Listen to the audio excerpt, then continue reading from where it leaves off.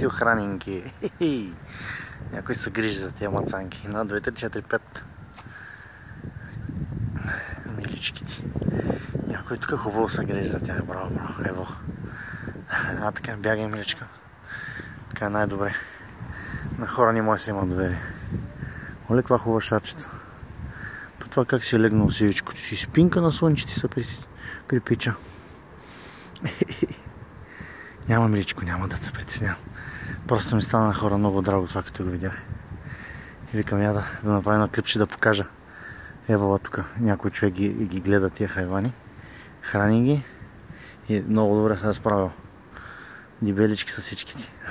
Е така повече хора, ако има дето да мислят за бездомничетата, ще е супер.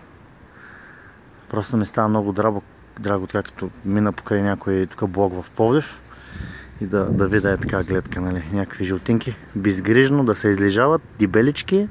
Сега идва зима, те си имат подкожна мъзнинка, да им е топличко, пък и предполагам, като и гледам, че и храна няма да им липсва. Браво!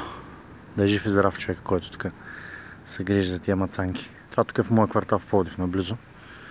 Една уличка, съвсем случайно минах.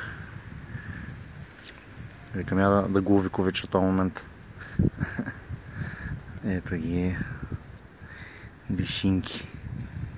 Как ме гледа подозрително сивичко, дали съм добър, дали съм лош.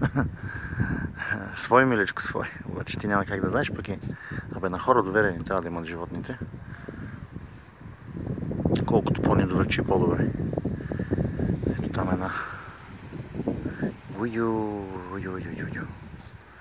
вишинки. Ами това е просто реших да ви ги покажа, защото така ме впечатли подкожната им мазнинка. Някой много добре се грижи за тях. Браво, браво. Айде, милички, чао за сега. Я да ти снимам малко по-отблизо муцунката.